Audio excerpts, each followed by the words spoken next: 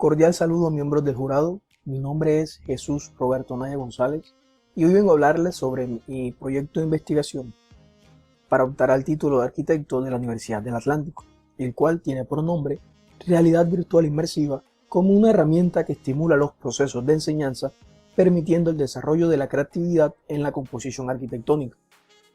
Nuestro equipo de trabajo está dado por el arquitecto Carlos Rengifo, la arquitecta Esperanza Torres como asesores externos y pertenecientes a la Fundación Arquitectura Pro Bono, la arquitecta Delma Rocha como tutora de investigación y pertenecientes al Semillero de Investigación LabCreted, el estudiante Pascual Aguirre y mi persona Jesús Anaya, pertenecientes también al Semillero de Investigación LabCreted de la Universidad del Atlántico. Esta investigación se divide en 7 capítulos. El primero de ellos, el planteamiento de la investigación, seguido por el marco legal, el marco teórico, una metodología, análisis de resultados como el quinto capítulo, conclusiones y finalmente administración de la investigación.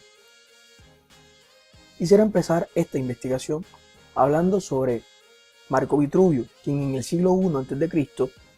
dijo que la arquitectura era una ciencia adornada de otras muchas disciplinas y conocimientos. El ciclo de enseñanza en las universidades se divide en 3. El primero de ellos, un ciclo básico, que va de primero a tercer semestre, en donde se trabaja la etapa temprana, haciendo referencia al diseño arquitectónico, un ciclo de profesionalización, que va de cuarto a octavo semestre, en donde se trabaja la etapa media y avanzada, y finalmente el ciclo de profundización, que va en noveno y décimo semestre, donde se trabaja la etapa media, la etapa temprana y la etapa avanzada. Por otro lado, los retos que presenta actualmente la educación tienen que ver con el desinterés por los métodos tradicionales y el apego a la tecnología que viven las nuevas generaciones. En otro sentido, las herramientas para crear composiciones presentan limitaciones, es decir, que no fueron creadas para tal fin. Por otro lado, entonces, nuestro problema de investigación se basa en ¿cuál sería la herramienta pedagógica que nos ayude a enfrentar los retos de enseñanza, nos permita el desarrollo de los procesos creativos dentro de la composición arquitectónica en la etapa temprana del diseño?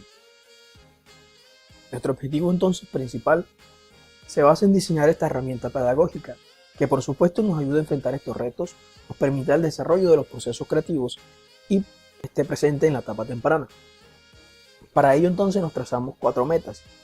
Determinar cuáles son los elementos básicos de la creatividad. Segundo, describir los elementos básicos del diseño en la etapa temprana. Tercero, identificar los elementos tecnológicos que pueden ser usados. Y finalmente, integrar los elementos tecnológicos, los procesos creativos y la etapa temprana del diseño. Nuestra justificación entonces se basa en que es necesario que la educación integre la tecnología a los procesos educativos para afrontar los retos y generar instrumentos propios de la metodología del diseño, generando interés por parte de los estudiantes y garantizando una educación de calidad y un buen desarrollo del ejercicio académico, cambiando el paradigma educativo y generando nuevas experiencias en los estudiantes, creando una forma replicable en todos los sectores educativos. Nuestra hipótesis entonces dice que la realidad virtual inmersiva como una herramienta pedagógica ayuda a afrontar los retos educativos y nos permite el desarrollo de los procesos creativos dentro de la etapa temprana del diseño arquitectónico. Es así entonces como se han identificado las 3 variables. La primera, integración de la realidad virtual como variable independiente que modifica a las variables dependientes, creatividad y etapa temprana. Nuestro estado del arte entonces está dado por investigaciones internacionales que están orientadas a la realidad virtual, investigaciones nacionales orientadas a la realidad virtual y finalmente las investigaciones internacionales orientadas al proceso del diseño. Aquí podemos observar un ejemplo de cada una de estas investigaciones. Nuestro marco legal entonces está dado por unas leyes y unos programas que están establecidos por la nación en las cuales se respalda nuestro objetivo de la investigación. El primero de ellos, la Ley 115, la Ley General de Educación, quien en el artículo 5, párrafo 13, dice crear, investigar y adoptar la tecnología. La Ley 715 de diciembre 21 de 2001, donde se define, se diseña y se reglamenta un sistema de información en el sector educativo. La Ley 1341, la famosa Ley TIC, en donde se moderniza el concepto de TIC, se define y finalmente se crea el Ministerio de Tecnologías de la Información y la Comunicación. Por último, el Programa Nacional TIC, que va de 2018 a 2019 y que tiene como propósito la apropiación y el uso correcto de las TICs y la inclusión social y la competitividad del país. El marco conceptual está clasificado en 3 áreas del saber. La primera de ellas, neurociencia, la segunda, arquitectura, y la tercera, tecnología. La primera, neurociencia, en donde se rescatan los conceptos de creatividad, los indicadores de esta creatividad, que luego nos van a permitir identificar si hay presencia o no de ella, el cerebro humano y los procesos creativos. De aquí resaltamos una investigación muy importante que fue realizada en 2018, en donde se dice que los individuos altamente creativos muestran una mayor propensión a formar conexiones interhemisféricas. Por otro lado, la segunda área del saber, que es la arquitectura, donde se mencionan los procesos de diseño, la metodología del diseño, la organización formal, en donde se resaltan la agrupación central, composición lineal, estructura de trama modular, composición espontánea y agrupación radial como sectores de la composición arquitectónica.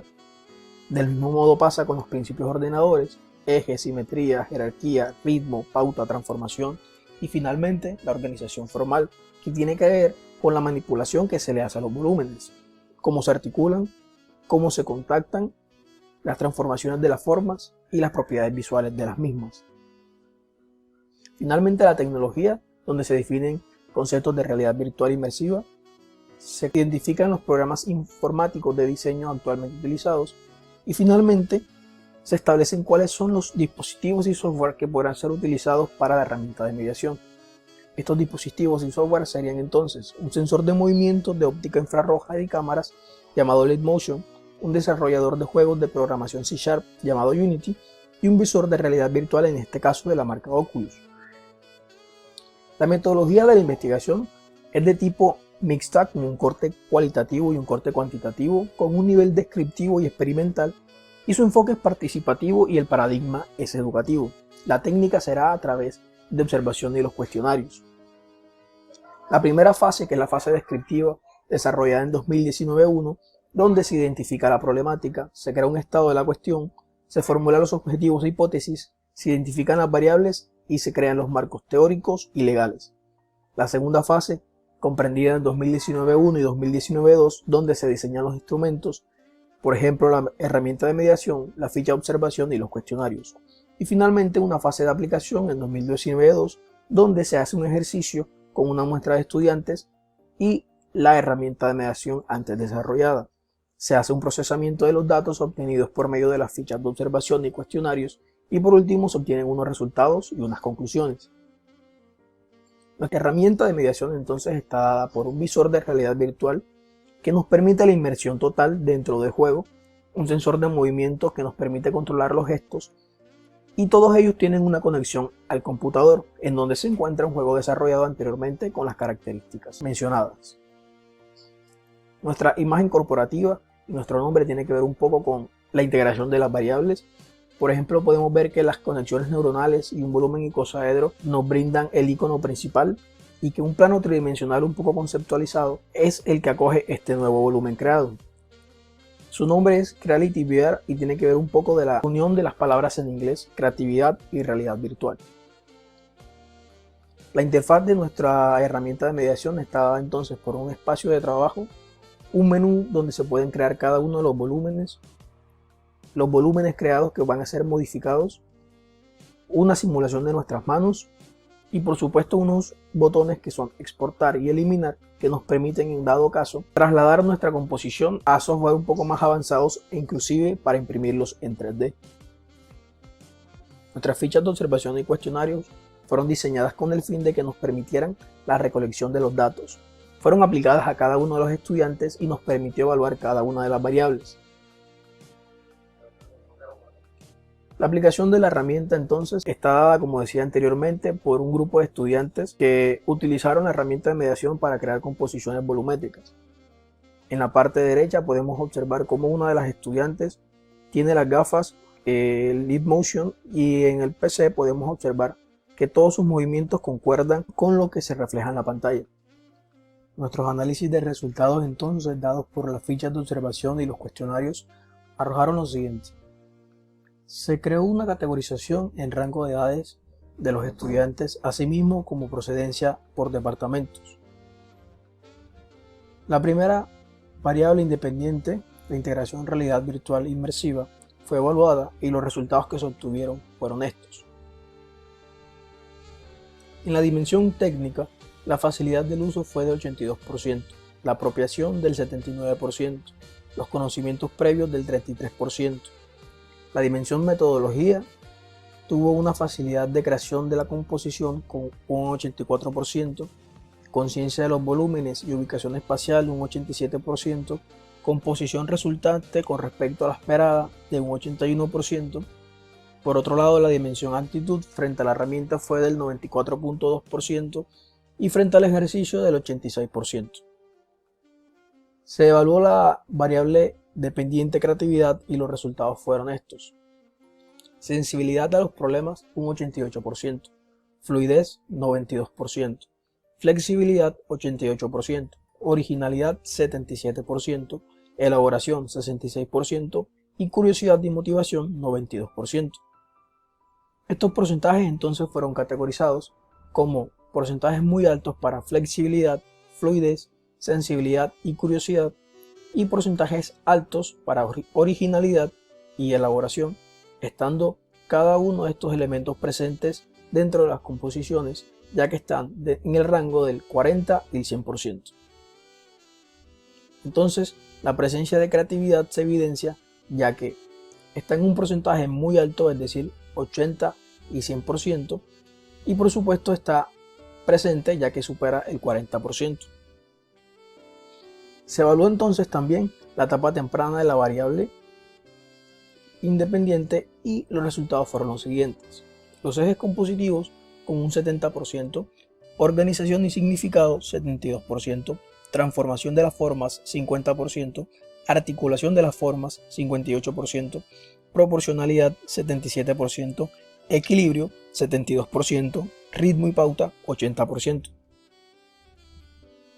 Al hacer entonces la categorización por porcentajes, se obtiene que los ejes compositivos, significado de las formas, proporcionalidad, equilibrio y ritmo y pauta obtienen porcentajes altos, mientras que las transformaciones de las formas y las articulaciones obtienen porcentajes medios, lo que quiere decir que cada uno de estos elementos está presente en las composiciones de los estudiantes. Y en general, con un porcentaje del 68.2%, un porcentaje alto, la conciencia proyectual está presente dentro de estas composiciones. Del mismo modo, se hizo a través de los cuestionarios qué tan útil fue la herramienta para los estudiantes, con un 85.8%. Qué tan cerca de la realidad estuvo su experiencia, con un 81%. Y si la herramienta brindó un camino más corto para lograr conceptualizar la forma, con un 88%.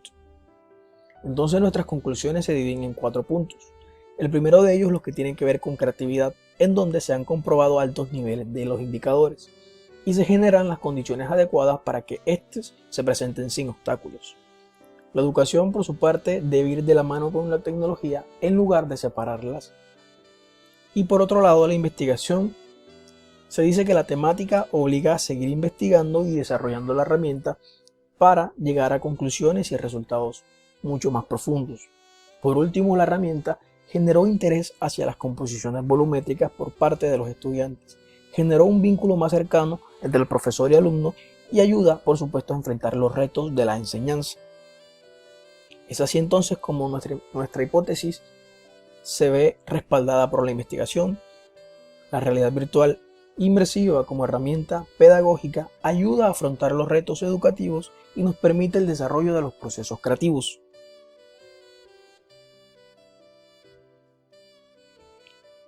A continuación queremos mostrar las referencias bibliográficas que tuvieron más influencias dentro de nuestra investigación.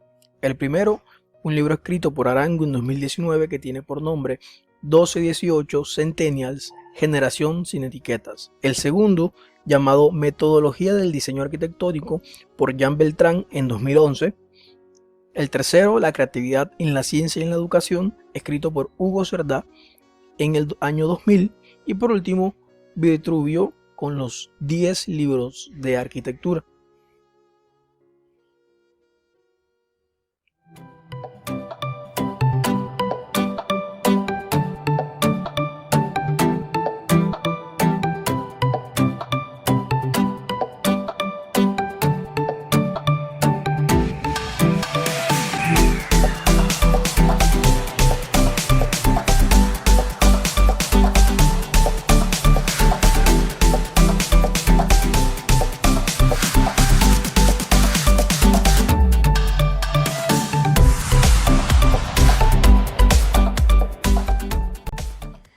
Espero haya sido de su agrado y que cada uno de los temas hayan estado claros. Muchísimas gracias.